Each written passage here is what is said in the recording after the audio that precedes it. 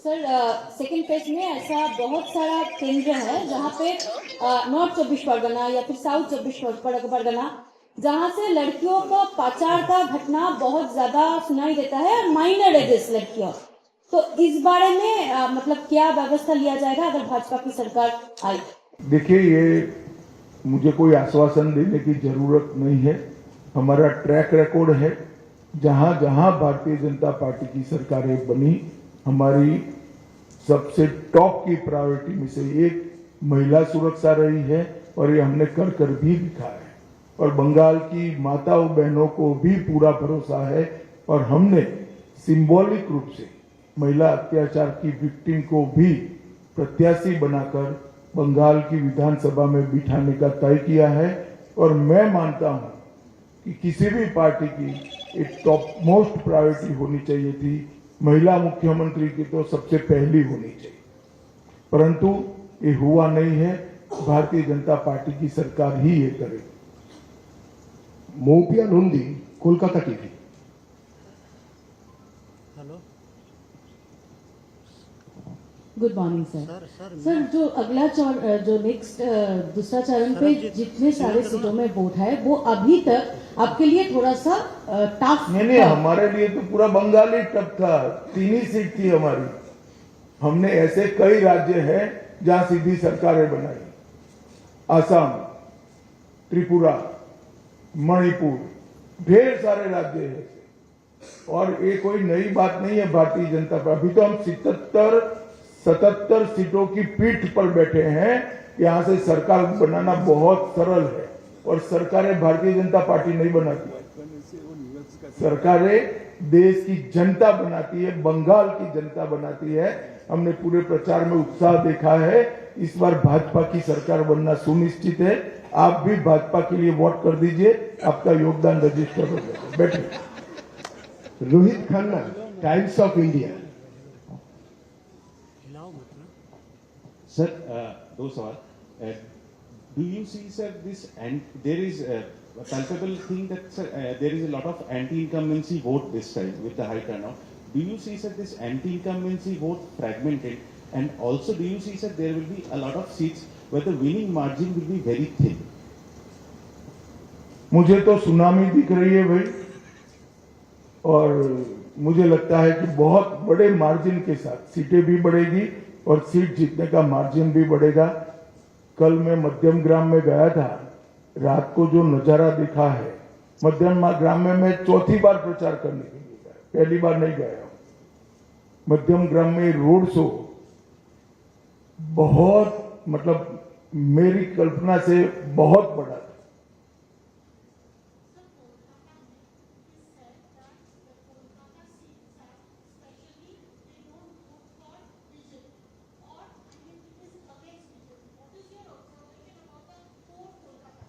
नहीं, देखिए, पहले कलकत्ता सिटी कांग्रेस के लिए वोट करता था, एक बार परिवर्तन हुआ और कम्युनिस्ट आए, फिर कम्युनिस्टों के लिए करता था, एक बार परिवर्तन हुआ, दीदी आई, अब दीदी के लिए करता है। इस बार परिवर्तन होगा, भाजपा आएगी और हर बार की तरह 30 साल तक भाजपा के साथ रहेगी।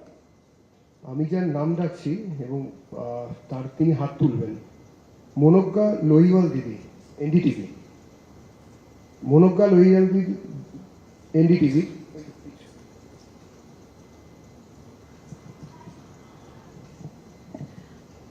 अमित जी, मेरा सवाल ये है कि अभी तक प्रधानमंत्री नरेंद्र मोदी ने झालमुड़ी खाई है, नाव में सैर की है और उसके बाद गंगा नदी और बाकी सबकी बातें हुई हैं।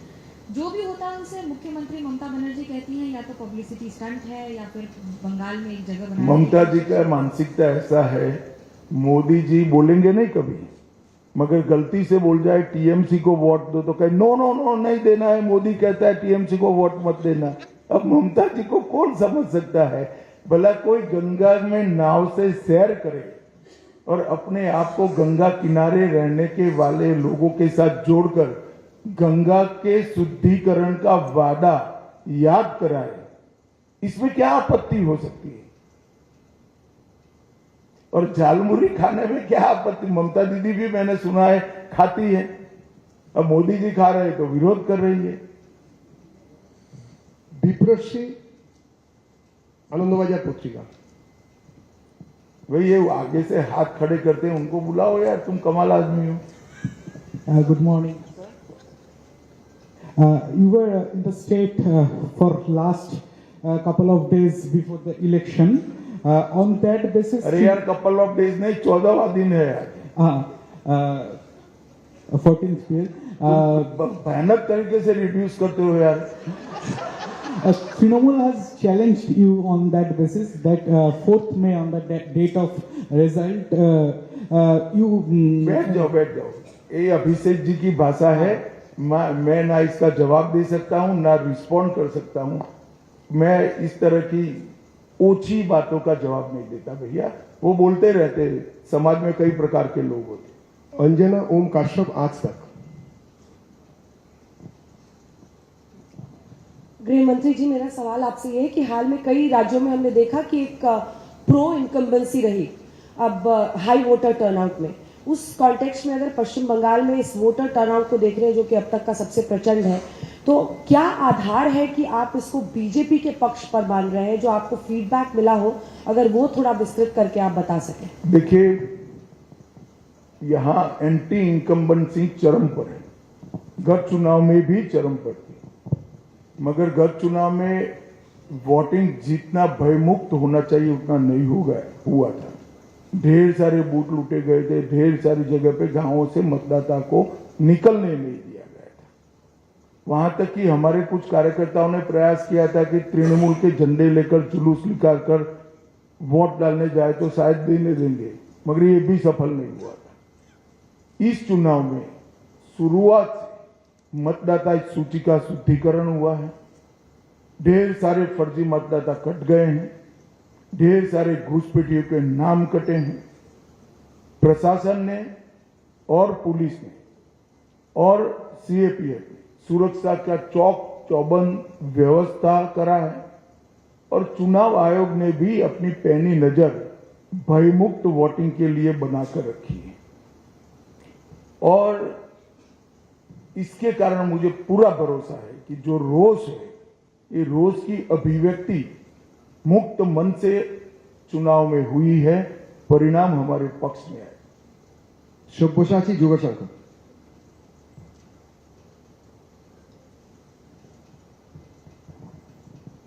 सर, पहले दफा जो मतदान हुआ है इसमें आप लोग दावा कर रहे हैं कि 110 के ऊपर जाएगा, लेकिन तृणमूल कांग्रेस का दावा है ये एसआईआर के अगेंस्ट में वोट जा रहा है। इसके विषय में आपको क्या टिप्पणी है? कुछ नहीं कहना है, सबको जो भरोसा है वो बताना चाहिए जनता को। जनता को किस पर भरोसा करना वो जनता तय करे।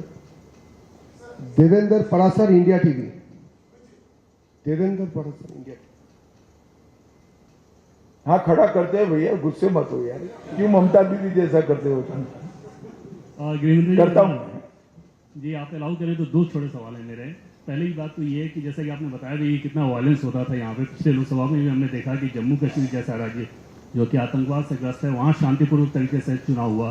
बंगाल में तभी वायलेंस हुआ था, इस बार ऐसा नहीं हुआ। इसके पीछे सबसे बड़ी वजह क्या है और क्या उल्टा लटका कर सीधा करने वाला फॉर्मूला काम कर रहा है? और दूसरा सवाल मेरा ये है कि आमतौर पर बंगाल में बहुत सारे एनालिस्ट एक नैरेटिव चलाते हैं, north Bengal versus south Bengal, पुरुष वोटर बनाम महिला वोटर्स, यूथ बनाम बुजुर्ग। क्या इस बार के चुनाव में आप लोगों का जो फीडबैक है वो काम एक मुश्त होकर बंगाल के सब आयु वर्ग के, सब जेंडर के और सब हिस्सों से मतदाता भारतीय जनता पार्टी को वोट दे रहे हैं। मैं 3 दिनों से प्रेसिडेंसी में घूम रहा हूं, 3 दिनों से मैं आपको बताता हूं, प्रेसिडेंसी इस बार नॉर्थ बंगाल से आगे रही। गृह मंत्री Amit Shah ji, Nishant Kumar, Organiser English weekly से, आपने कहा कि इस चुनाव में प्रथम चरण में अभी तक कोई भी हत्या नहीं हुई, जो कि बहुत ही काबिले तारीफ है।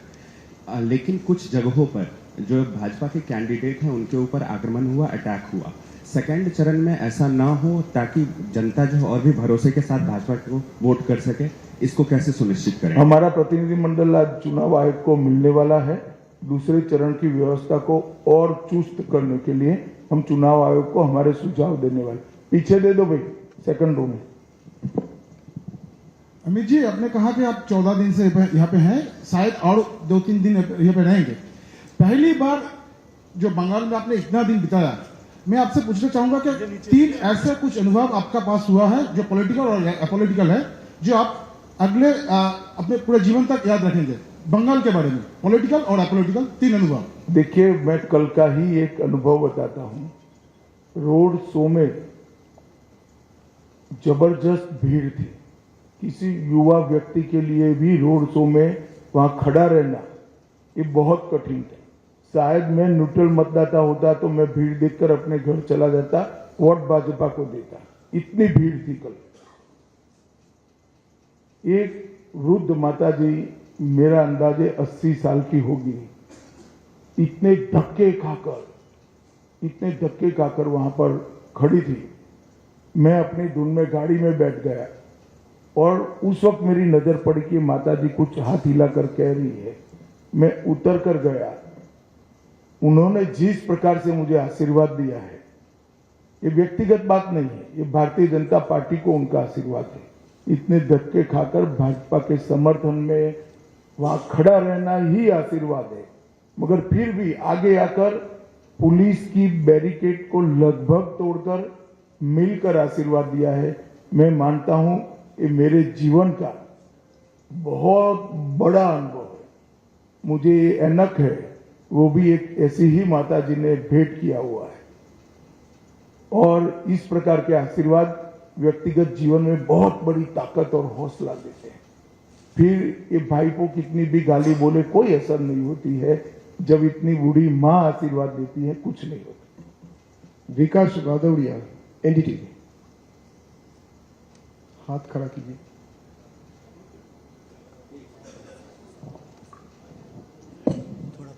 गृहमंत्री जी, मेरा सवाल ये है, आपने कहा कि भाईपो टैक्स यहाँ पर चल रहा है, उस पर कड़ी कार्रवाई करेंगे, लेकिन हमने पिछले कई चुनावों में देखा, अशोक गहलोत की लाल डायरी का मसला आया, कोई कार्रवाई नहीं हुई। भूपेश बघेल के खिलाफ भी घोटालों की बात हुई, कोई कार्रवाई नहीं हुई। अरविंद केजरीवाल तो बरी तक हो गए।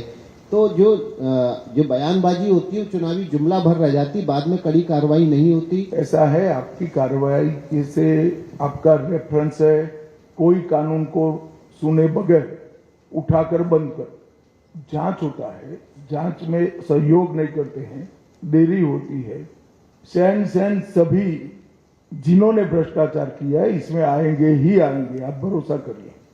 और जब आता है तब तो आप विंडिक्टिव अप्रोच का प्रेस करते हो, स्टेटमेंट देते हो। कोई विंडिक्टिव अप्रोच नहीं है, इसकी बकायदा जांच होती है। एजेंसी अपना काम स्वतंत्र रूप से करती हैं और एजेंसियों को कोर्ट में उलझाकर समय भी बहुत जाया किया जाता है, इसलिए देरी हो रही है। मगर सबसे बड़ी बात बंद होना है, और बंद होने के बाद आगे न हो इसके लिए एग्जाम्पल सेट करना। शेष प्रश्न अमित कुमार, टाइम्स नाउ। अमित भाई, अब तो पहले चरण का मतदान हो गया, लेकिन चुनाव के दौरान लगातार ममता ये कह रही थी कि जो अधिकारी बीजेपी के लिए काम कर रहा है, मैं एक अधिकारी को पहचान रही हूँ, नजर रखी हूँ, उन पर कार्रवाई करेंगे। साथ ही साथ ये भी कही थी कि चुनाव बंगाल कब्जा करने के बाद दिल्ली कब्जा करेंगे और दिल्ली से भाजपा को भगाएंगे। बहुत अच्छी बात है। चलिए, कोई कुछ नहीं मानता है अमित तेरे अलावे। यहां कुछ नहीं बचा है, दिल्ली कहां आएंगी। अब मैं क्या जवाब दूं, भले आदमी बोलो। चलो, आपने ये कहा कि पहले चरण में आपके 110 आएंगे, पिछले बार आपके 57 आए थे। तो अमित भाई, इन 5 सालों में क्या बदला है कि डबल नंबर की आप बात कर रहे हैं? ढेर सारा काम हुआ है। पहले तो मैंने जो कहा कि भय मुक्त मतदान हुआ है, जरा भी इंटरप्शन नहीं हुआ है। और दूसरा, एंटी इनकम्बेंसी भी चरम पर पहुंची है। और ये 5 साल में विशेषकर महिलाओं की सुरक्षा पर जो गंभीर सवाल लगे हैं, इसने सारी माताओं बहनों को एक प्रकार से लामबंद कर दिया है। और हम भी सीखे हैं काफी कुछ। तो मुझे भरोसा है कि बहुत अच्छा परिणाम आने वाला है। Neeraj from Zee News. Ishan Dutt.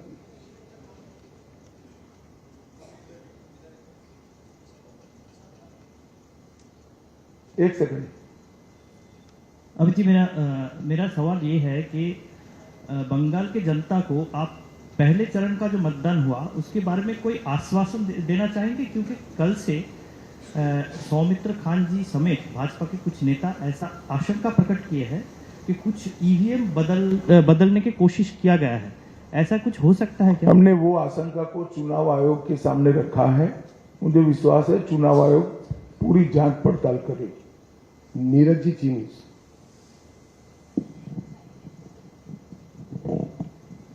Amit ji, Kolkata के आसपास के बहुत से ऐसे इलाके हैं जहां पर बहुत सारे घर खाली मिल रहे हैं। कहा यह जा रहा है कि वहां पहले बांग्लादेशी रहते थे, अब वो लोग छोड़कर यहां से चले गए हैं। तो ये चुनाव की आहट से पहले ही बहुत सारे घर खाली हैं, लेकिन अभी बहुत सारे ऐसे घर भी हैं जहां लोग कहते हैं कि अभी घुसपैठ है, लोग रह रहे हैं और बड़े ऑर्गेनाइज वे में घर मकान बसाने का काम किया गया था।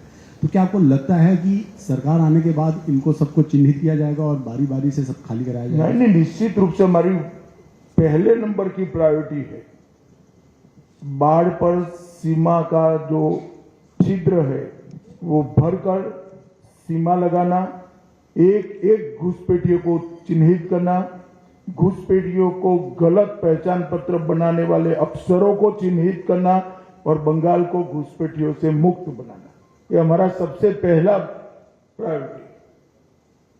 चले भैया, धन्यवाद। आप खींच कर आप लोग सवाल बना रहे हैं। बहुत बहुत धन्यवाद।